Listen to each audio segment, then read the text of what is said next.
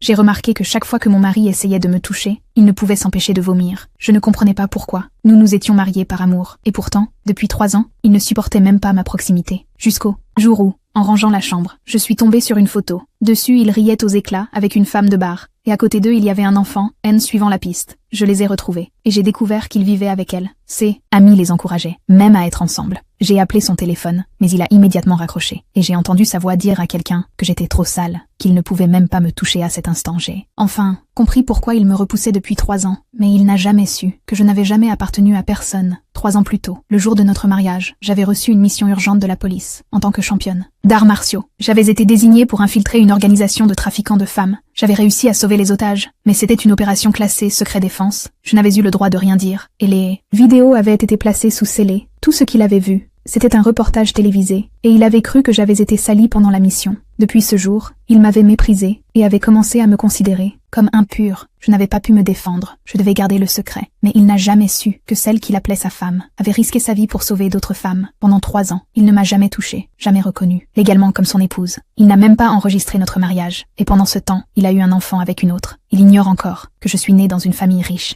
et que malgré l'opposition de mon père, je l'avais épousé. Par amour. Aujourd'hui, mon père m'a enfin pardonné, et mon frère était prêt à investir 100 milliards dans son entreprise. J'avais prévu de le ramener chez moi, de repartir à zéro avec lui, mais il ne m'a jamais cru, et mon cœur, il s'est brisé, définitivement. Le lendemain matin, je suis allée à l'hôpital. J'ai démissionné, et commencé à faire mes valises. C'est alors que la femme du bar m'a envoyé un message, me donnant rendez-vous. Folle de rage, je suis allée au bar devant tout le monde. Elle m'a insulté de tous les noms, puis elle a versé discrètement un produit dans mon verre, avant de m'accuser de l'avoir forcé à boire. Quand il est arrivé, il a cru chacune de ses paroles, et m'a humiliée, publiquement, annonçant qu'il proclamerait notre divorce. Le lendemain à son anniversaire, pour donner à cette femme et à son enfant une place officielle. Le lendemain matin, il m'a forcé à monter dans la voiture, disant que je devais assister à la fête. Et m'excuser devant tout le monde, je regardais mon reflet dans la vitre, et soudain j'ai éclaté de rire.